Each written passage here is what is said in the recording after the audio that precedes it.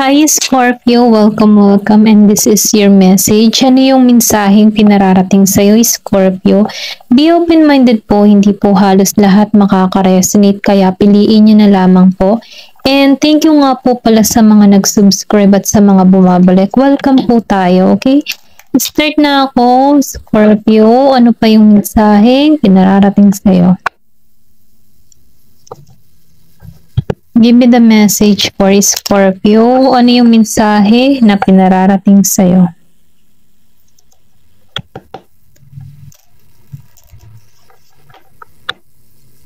Give me the message for Scorpio.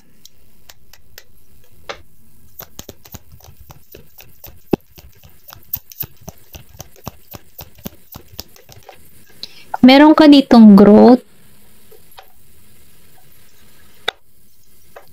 Kumbaga dito sa growth, nafe-feel ko dito na lumalago ka, no? Kumbaga, mas lalo kang maraming natututunan, mas lumalawak yung iyong pangunawa.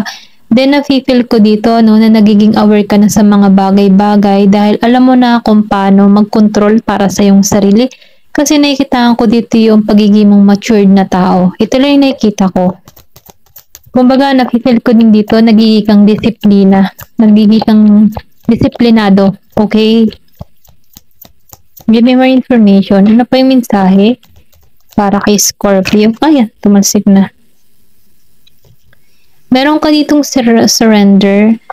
Nafe-feel ko dito, no? Dito sa surrender. Kumbaga, natutunan mo ditong pakawalan yung mga bagay-bagay o yung mga sabihin natin na pangyayari na hindi mo na control yung sitwasyon. Kumbaga yung mga, kung ikaw man ay nakaranas ng experience na sobra ka nasaktan before, kumbaga sinurrender mo na ito pinakawalan mo na yung nararamdaman mo ito at nakikita ko dito na hindi ka na nagpapasakop sa mga nakaraan na naranasan mo. Okay? Give me more information. Ano pa yung mensahe pinararating kay Scorpio?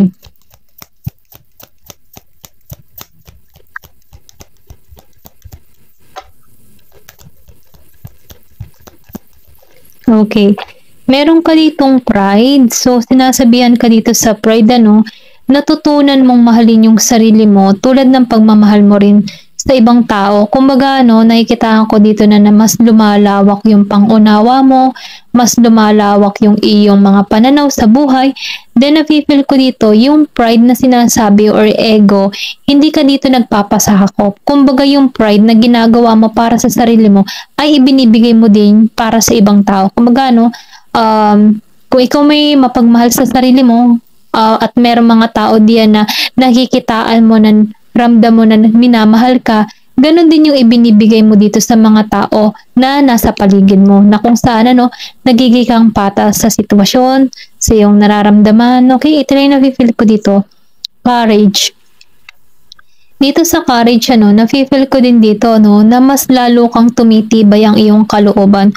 Kumbaga, before, kung nahihirapan ka sa mga sitwasyon, wala kang boses o wala kang tapang, ngayon nakikitaan ko rito ng malaking pagbabago, Naalisan mo yung hiya na mong nararamdaman, na kung saan yung mga takot na nararanasan mo or kung before, nahihirapan kang harapin yung mga takot, yung mga tao, or kung ano man yung takot na kinatatakutan mo, nahihirapan ka. Pero ngayon, dahil lumabas ang courage, kaya mo na or handa ka ng harapin itong mga takot, okay? Yung mga phobia or kung ano man yung mga naranasan mo before, na-feel ko dito na naibabalik mo yung kumpiyansa mo sa sarili mo. Ito lang nakikita ko, then lumabas yung balance. Okay? Tingnan pa natin dito kung ano pa yung mensaheng pinararating sa'yo. Give me the message for Scorpio. Ano pa yung mensahe para kay Scorpio?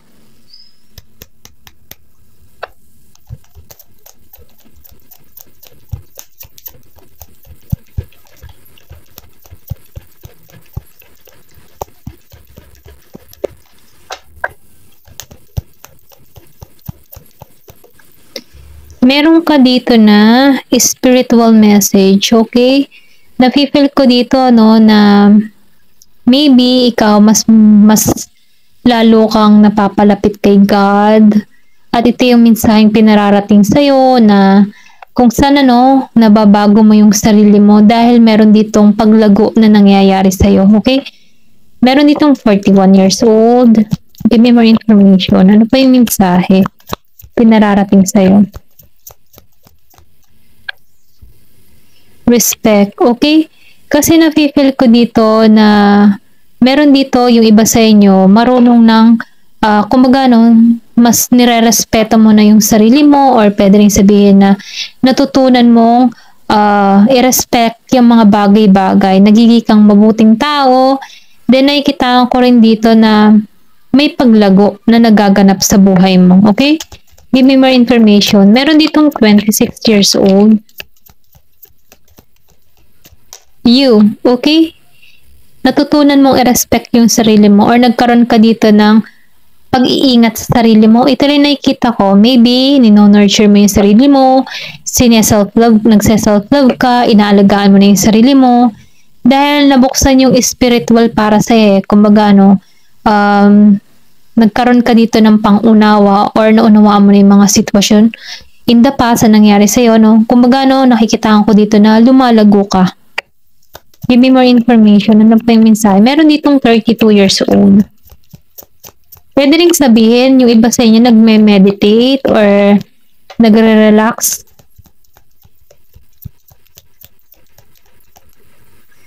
Nagiging kalmado. Message for forgiveness. Then, nakikita ko rin dito, na meron dito gustong humingi ng tawad sa'yo. Maybe meron kang person na hindi ka nirespeto. Pero dahil hindi ka nirespeto, nairespeto mo yung sarili mo. Dahil lumalawak ka Then dahil dito, meron ditong tao na nakakakita sa pagbabago sa'yo, na kung saan, itong tao nito gustong humingi ng tawad para sa'yo. Merong 40 years old. Give me the message for Scorpio.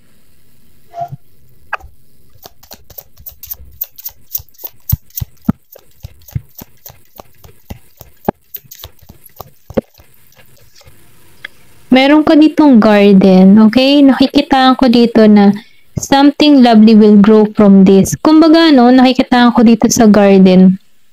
May kita mo, hawak ng babae yung bulaklak, then kumikinang siya. Ikaw yun Kumbaga, nakikita ko dito na nakikita mo na yung halaga mo. Okay, ikaw yun. Kasi, nagkakaroon ka dito ng respect para sa sarili mo, or pwede rin sabihin, ipinakikita mo sa mga tao na karespeto ka. Ipinakikita mo sa tao na mahalaga ka din, okay? Kung ikaw man ay nilinlang or niloko in the past, pinararamdam mo sa tao na ito na hindi ka basta ganun, sasaktan, okay? Hindi ka basta sinasaktan, ganyan. Kasi nakita mo dito yung halaga mo nabawi mo muli yung sarili mo. Then nakikita ko din dito na mas lumalago ka kasi iniingatan mo na yung sarili mo. Okay? Then kung makikita mo meron dong sword, handa ka rin tanggalan. Kung halimbawa may mga tao na hindi re-respeto sa'yo, handa kang alisan to. Okay? Ito lang nakikita ko. Meron pinanganak ng 15, 26. Give me more information. Kasi matapang ka na dito Flower. Kung makikita mo, laging flower yung lumalabas dito. May hawak na bulaklak, then flower na naman. Ikaw to ikaw yung bulaklak dito. Na kung saan, nakikitaan ko din dito na nagiging tapat ka na para sa sarili mo. Kumbaga, nakikitaan ko dito na nagpapakatotoo ka na. Nagiging totoo ka na rin sa mga taong nakakaharap mo. Kung hindi ka okay, sinasabi mo na rin. At kapag meron tao dito na umaabuso sa'yo, kinakat mo agad ito, okay? Hindi mo na hinahayaan yung mga tao na samantalahin ka, okay? Kasi iniingatan mo na dito yung sarili mo. Ayan. Give me more information.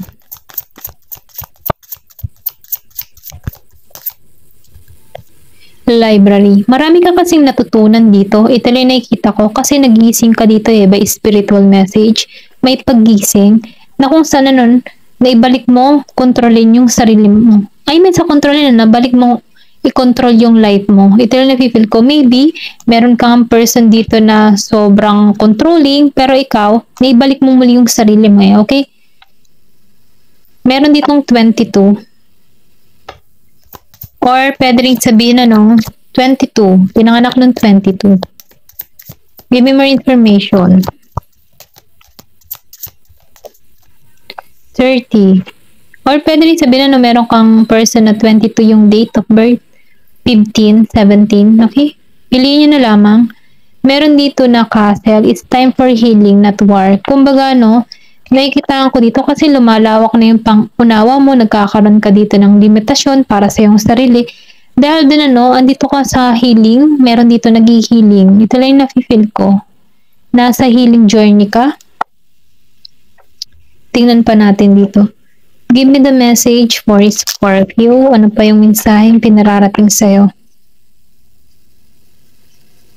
Pero, alam mo yun, yung tipo kahit nagiba ka dito or nagiba yung connection nyo, tumayo ka pa rin. Ito rin nakikita ko. Meron ditong 30 years old. Tumayo ka pa rin. Bumangon ka pa rin. Naging alikabok man yung mga pangyayari or kung ano yung mga masasakit kasi hawak-hawak mo dito yung alikabok eh. Pero ganun pa man nafe-feel ko dito na tinitingnan mo na lang tong gumuho para sa'yo.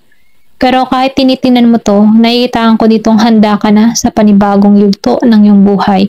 Na kung saan hanggang tingin na lang yung mga masasakit na nangyari sa'yo. Kumaga isang alaala na lamang siya. Na kung saan, hindi ka na rin nagpapasako para rito. Sinurrender mo, okay? May surrender eh. Natutunan mong i-release yung mga bagay na ang hirap-hirap na para sa'yo. Give me more information.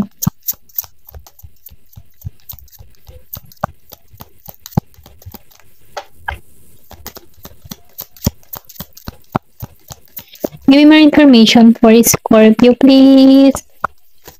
Ayan. Trust. Okay, nagtitiwala ka na lang sa process. Nagtitiwala ka na lang kay God. Nagtitiwala ka kay universe na meron siyang plano para sa'yo. Okay? Ayun lang nakikita ko. Nagtitiwala ka na lang kay God. Give me more information. Yes, oo. Totoo. Nagtitiwala ka nga dito. Dahil alam mo, merong magandang naghihintay sa'yo. May pag-asang naghihintay sa'yo. At yung pag-asa na pinanghahawakan mo, dun ka naniniwala. Okay? Napaka-positive. Kasi kung makikita mo dito, may flower na naman. Ikaw itong flower eh. Then nagkakaroon ka ng transformation na nagaganap sa buhay mo. Kung before, maybe ko yung habol dito, pero ngayon nakikitaan ko dito na hindi na. Or pwede rin sabihin ko, ikaw yung sinasamantala before, ngayon hindi mo na hinahayaan na samantalahin ka ng mga tao or mga nakakasalamuha mo. Ganun ba? Nagiging ka ng matalino. Confident, kumbaga. Give me more information for Scorpio. Which shot? Narito sa express yourself. Kumbaga nakikitaan ko dito na natutunan mong ipahayag yung iyong nararamdaman. Kung before, kahit alam mong inaabuso ka, nananahimik ka na lang, pero ngayon natutunan mo nang magsalita. Okay? Kasi nakikitaan ko rin dito na pinararamdam mo pinakikita mo na yung totoong ikaw. Okay? Give me more information. Pasensya na po sa ingay ng tricycle. Sorry po, naririnig nyo. Meron ditong mirror. The beauty, nakalagay dito, the beauty you see in me is a reflection of you. Kumbaga, nafe-feel ko dito yung tipo na kung ano yung nakikita mo sa sarili mo ay nagre-reflect din to sa'yo. Kung ano man yung ginagawa mo sa tao, nakabutihan, nagre-reflect din sa'yo.